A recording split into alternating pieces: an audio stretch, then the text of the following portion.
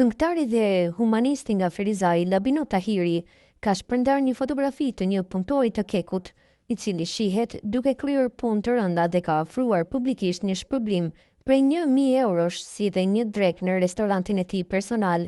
Ai në ditën e sotme të martën tha se ka mbajtur premtimin për shpërblim, duke treguar se është gjithmonë pranë atyre që ka nevojë.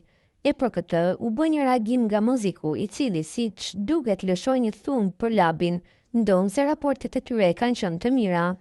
Njëjti thekson se bamirësia duhet të bëhet në heshtje, e jo që të jetë e dukshme në rrjetet sociale vetëm për pëlqime e lavde.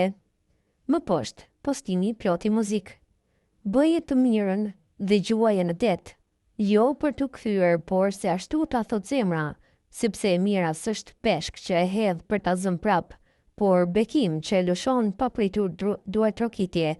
Kush e reklamon të mirën, se ka bërë për hir të saj, por për veten, për lavdime, për pëlqime, e vërteta e bamirësisë është heshtja, jo storit, ka shkruar ndër të tjera muzik, në reagimin e tij ndaj këtij veprimi të Labino Tahirit.